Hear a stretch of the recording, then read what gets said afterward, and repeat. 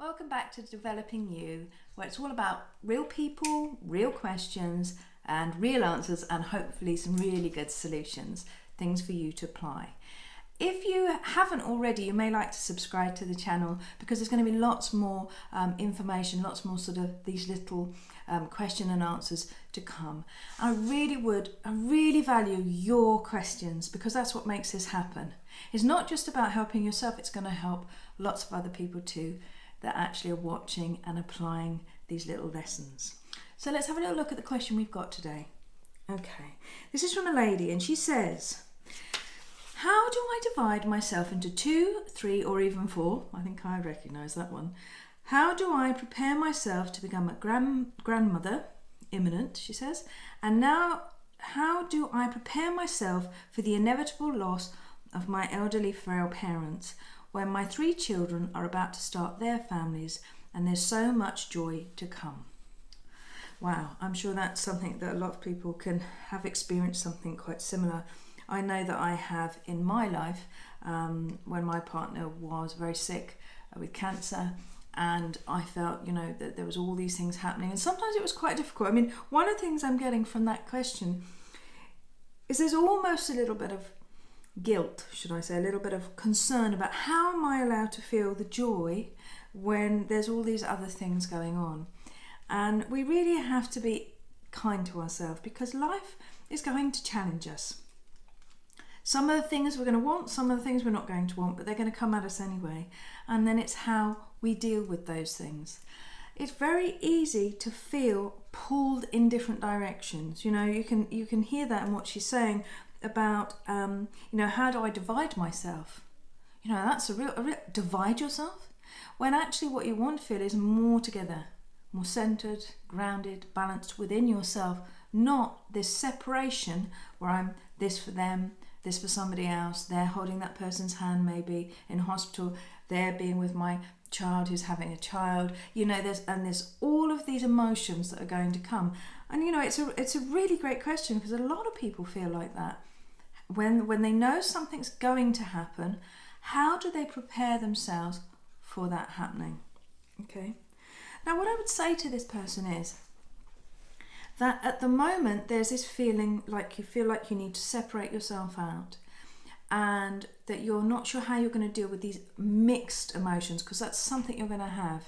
There's going to be grief in this situation over time and joy as well. And it's sort of giving yourself the permission to experience everything. But it also sounds like you want to be there for your family. And the way you're going to be there for your family is you've got to be there for yourself first. So perhaps imagine it more like this. Imagine it like there's a storm and it's all around you. And there's things coming from that storm that you want and things coming that you're not so comfortable about. So there's a bit like you're in the eye of the storm, okay? In the eye of the storm, it's quite quiet and quite still, where you can be at peace with yourself, no matter what's happening around you. Now, you do not want to separate yourself and throw yourself into the storm.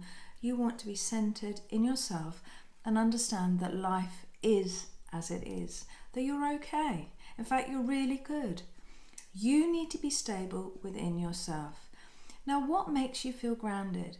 What makes you feel centered? What makes you feel balanced? That's personal to you. But you can use a technique like meditation to actually be in that state, to take 10 or 15 minutes a day. I would suggest everybody meditates to still their mind, to still the emotions that are going through them, and allowing yourself to feel things, but still feeling, I'm secure in myself, no matter what's going on. And you do not want to separate yourself out, otherwise you're going to feel more ungrounded. You feel more unhappy when when the situation's difficult. You could struggle with embracing the joy if you feel stressed and outside yourself. So it's really important to prepare yourself by connecting to who you are, to knowing that everything is all right. You don't have to hold everything together. You just have to be there, breathe. And when you feel secure within yourself, this is the thing, when you feel centered, you don't have to do anything. other people around you will experience that sense of centered, and you will be there for them. You don't have to do anything at all. You can help them, but don't get yourself into a state trying to separate yourself out. Come back into your center. Be still with yourself. Spend time every single day with you, caring for your well-being in whatever form that takes. Even if it's, I need to sit and have a cup of coffee, be on my own, relax, and just take that space for myself so that I can be at the eye of the storm. Things can happen, and then obviously things will settle down as they're going to, as we transition, as new life comes and life goes. So I hope that's helped you. It really is about settling more into yourself and nourishing yourself. And that grounded and centered and balanced feeling you will have, everyone's going to pick it up. So you will therefore be there for everybody while you're being there for yourself. So thank you so much for that. It's a fantastic question. I've certainly been in the eye of the storm myself, and I can say it is tricky at times, but do know that everything is okay.